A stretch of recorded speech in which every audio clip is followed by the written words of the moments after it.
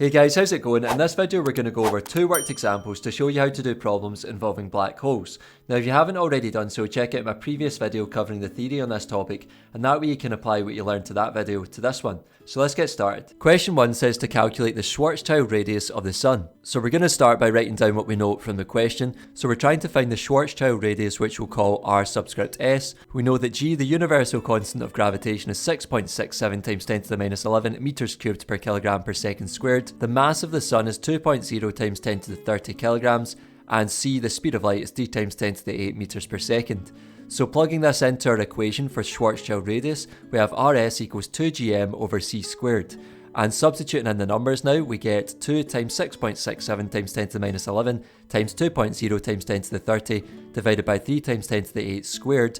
And if you put that into your calculator, you should get an answer of 2,964 meters. Question 2 says that a star of mass 4.5 times 10 to the 31 kilograms collapses to form a black hole.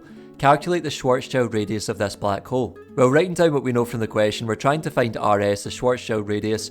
We know that the g value is 6.67 times 10 to the minus 11, as always. We then know that the mass is 4.5 times 10 to the 31 kilograms from the question, and c, the speed of light, is 3 times 10 to the 8 meters per second.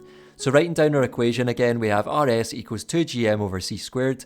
Substituting in our numbers, we get 2 times 6.67 times 10 to the minus 11 times 4.5 times 10 to the 31 divided by 3 times 10 to the 8 squared. Make sure when you put this into your calculator you don't forget the squared term there for the speed of light, and we should get an answer of 6.67 times 10 to the 4 meters. That's all for this video, folks. I hope you found it useful. If you did, give it one of these, subscribe to the channel, and I'll see you in the next one. Take care.